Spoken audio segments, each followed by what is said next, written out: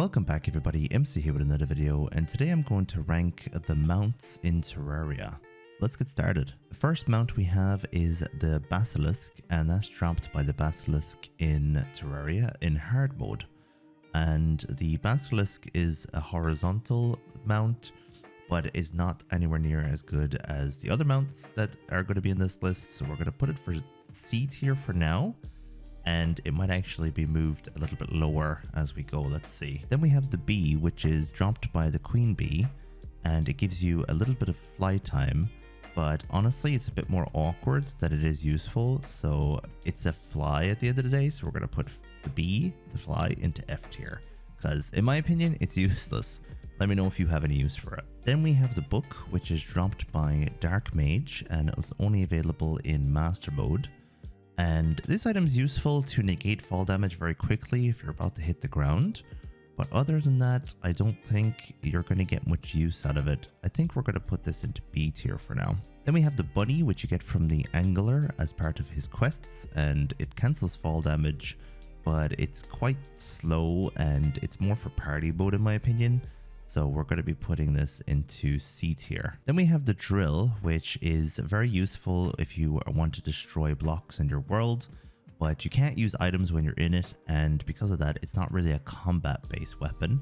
It's very useful if you're trying to do something very specific in your world, but if you're just trying to play a normal playthrough, it's not great. I'm still going to put it in A tier because of how amazing it is at destroying blocks and for making arenas, for example.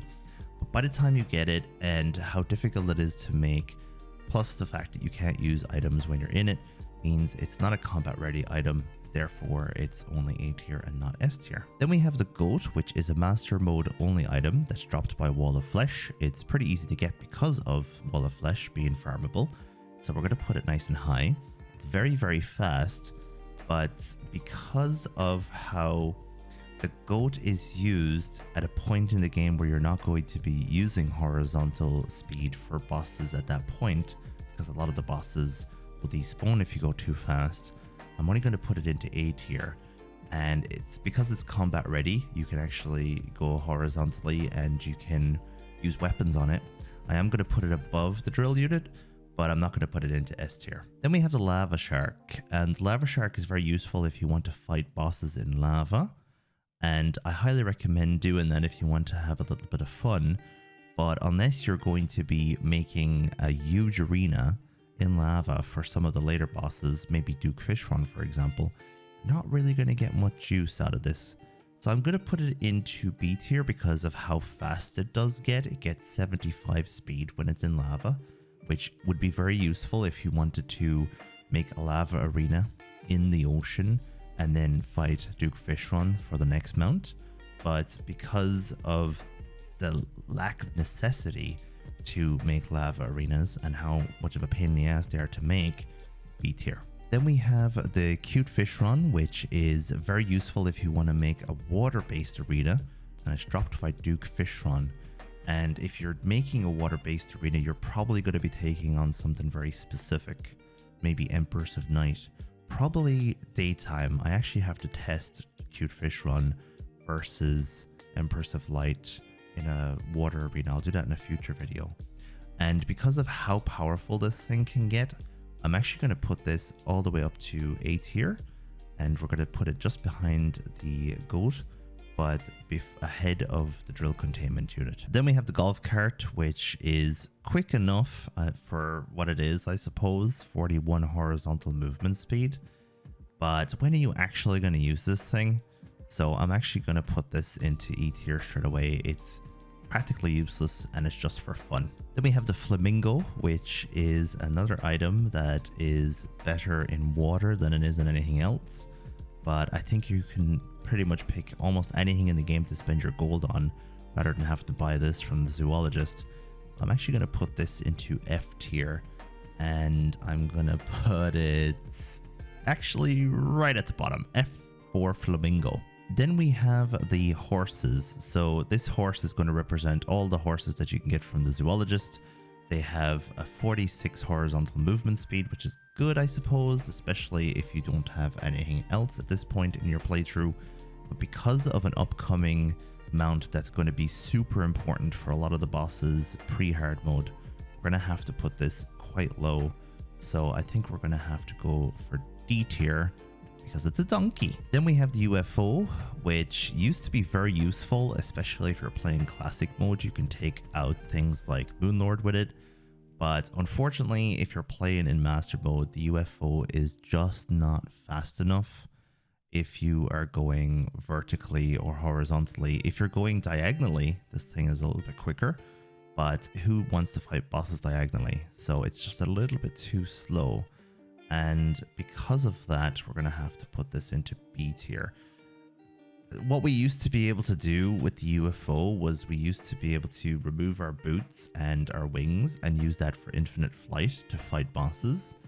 But it's just not fast enough. You are going to get killed if you try and do that in master mode in particular, in expert mode as well. Then we have the Witch's Broom, which is also very fast if you're moving diagonally. But if you're moving horizontal or vertically, it's quite slow. It does provide infinite flight, however, and it is available in expert mode, which means you are going to be able to pick this up from the Pumpkin Moon event. And I think we're going to have to put this just slightly above the UFO because it's such an iconic item, but it's going to be bottom of A tier, honestly. And the reason why it's slightly above the UFO is because this item is, you're able to get this earlier than the UFO. You don't have to fight Martian Madness to get this item. And by the time you have fought Martian Madness, you're going to have a better mount anyway that is going to stop you from even needing the UFO or the Witch's Broom. But we're just going to put it for now, Witch's Broom, bottom of A tier, and B tier for UFO. Another iconic item is the Fishron mount, which I think should be better than it is. It's useful, but once again, by the time you get to the time where you're able to get the Fishron, or if you want to spend time trying to farm it, you're already going to have something better. So I think we're just going to have to put this into B tier as well. And we're going to put it just, I think, behind the book. And that's because the book you get a lot sooner than Fishron, of course. And by the time you get Fishron, once I've said already, you're already going to have moved on to some better mounts. The pirate ship was nerfed, unfortunately. This was fantastic before the nerf. A little bit too overpowered. I used this in one of my modes, my master mode playthroughs, and I was able to take out every one of the bosses by pretty much circling around them in the air, and they weren't able to hurt me because I was so fast. Now they've nerfed it so much that it's practically useless at this point, and which it's just such a pity because they should have met it in the middle. I think it was overpowered. They should have nerfed it a tiny bit. Now they've nerfed it into an item that you probably won't use in your playthroughs as much unless you're just looking for that infinite flight. Now, where do we put it? Because I want to put it into B tier, but you get it before UFO. So I think we're going to have to put it above the UFO in high B tier. So it's going to be top of B tier. Rudolph is all right, but Rudolph the Red-Nosed Reindeer, man, this thing is dropped by the Ice Queen. I'm pretty sure most people don't even bother trying to get it in their playthroughs. And we're actually going to put that into D tier. Now, if I'm putting these guys into D tier, then I think Bunny is going to have to take a step back or a hop back down to D tier, because there's no point in having the horses below the bunny if the bunny is nowhere near as useful as these two guys, which they're not that useful, but they're way more useful than the bunny. Then we have the Santa tank, which is dropped by the Santas in the game, and the item is okay, but the next item is 10 times better. So we're actually going to put the Santa tank above the that's actually a tough one, because the Santa tank probably shouldn't be in E, should it? We're going to put the Santa tank in D, just above the bunny, because it does damage to its enemies. It's quite slow and it's quite sluggish, but it's definitely better than a bunny. Then we have the Scutlix, which is actually an overlooked mount in Terraria, I find. I bet most people don't even bother getting this thing. And you get this during the Martian Madness event. This thing is actually really good for something very specific. If you're trying to take out the pillars, it's great for crowd control, killing the enemies, and while you're on the ground during the solar pillar, which is probably the more difficult of the pillars, it rips through the enemies without you having to jump too much. So I highly recommend getting this before trying to take out the solar pillar in particular, and then obviously the other pillars as well. I'm gonna have to put this into A tier, and I think it's gonna have to go above Duke Fishron. Now, the reason why it's going above Duke Fishron is because it's usable in every playthrough, whereas the Duke Fishron mount is only usable if you're doing specific things. And because of that, you're going to be using, I would personally use the Scutlix mount in every playthrough if I can. I would farm it from the Martian Madness, and I'd make sure I get it every single time. If you guys have already not started shouting at me for putting your favorite mounts in the wrong place, you're definitely going to start shouting at me now, because the slime mount is an item that you're not going to believe where I'm going to put this. S tier for slime mount. The reason why is because there are several bosses, particularly in master mode, that if you don't have the slime mount, you're screwed. And if you have the slime mount, it just completely negates the enemy's ability to kill you. That would include Brain of Cthulhu, especially when the brains are coming up from below you. The brains hit the bottom of the slime mount, pop you up into the air, and you get out of damage. The Eater of the Worlds, you're landing on its body on the slime mount, and you're just bouncing on its body over and over again. Skeletron. Skeletron is coming at you, it's doing its death roll, and you need to go from one platform to the next to get over Skeletron so you can run to the other side of the arena that you've built, or just to the platform that you've built. Slime mount. So that's 3 bosses that slime mount can actually help you fight. Another one is Queen Bee. Queen Bee's charging you, you jump over using slime mount. Slime mount is pretty much a necessity for 4 bosses pre-hard mode. So it's pretty much the best item that you can get pre-hard mode in terms of a mount for survival. Then the tree from Morning Wood. This is one of the fastest mounts in the game, and it is the fastest mount if you're just going left to right on a platform, or if you're going on just stone. And this item is pretty much what you're going to be using against Moon Lord. It's going to be what you're using against Empress of Light, especially if you're fighting her daytime. And you're going to be using this mount for any boss, especially in master mode, that doesn't despawn if you move too far away, so that you can continuously move from left to right without having to stop, because the boss will try and catch up with you and won't despawn. This is going into S tier. Now, does it go above the slime mount? Let's have a think about this. The slime mount is good for Eater of the Worlds, Brain of Cthulhu, Skeletron, Queen Bee. Gets you through the early game pretty much. The tree is good against Empress of Light and good against Moon Lord. So it's 4 bosses versus 2, but the 2 bosses that the tree is taking on is way better, like way stronger. You can probably get through the 4 bosses I mentioned without the slime mount. Honestly, I have to put the slime mount above the tree. You guys are not going to probably agree with that, but when you are at your weakest in Terraria, when you literally don't have any other options, especially in master mode and legendary mode, and you need this just one mount in order to get through all those bosses that are kicking your ass, this is the item for you. Like this, and you don't have to be in master mode for it too, because you have to be in master mode, I think, for the tree.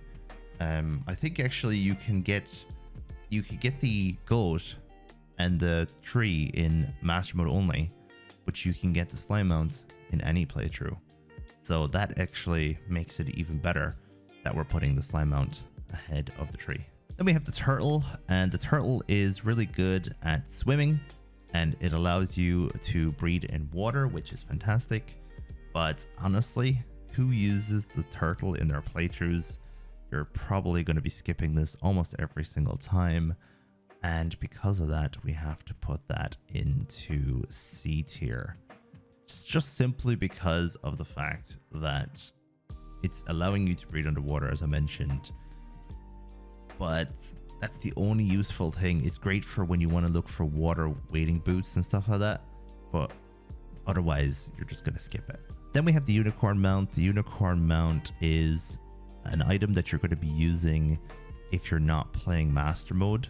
So you're going to be getting the unicorn mount if you can't get the goat. And the goat is pretty much a drop that you're going to be getting very quickly because you're going to be killing wall of flesh over and over again. You get the mount and that's it. You have to get the drop from the unicorns for the unicorn mount, which is a bit slower. And that for that reason, it's below the goat in A tier. But if you're playing anything other than master mode, of course, the unicorn is above the goat, simply because the goat isn't available in expert mode and in classic mode. Then we have the queen slime, and queen slime is going to be going into A tier. I like the queen slime, but by the time I get the queen slime, I have already surpassed the need for this type of item. I don't need a slime mount anymore that's going to allow me to fly or to fall really quickly. But against certain bosses and in certain arenas that you've created, it is useful to fly up to the sky and then fall really quickly.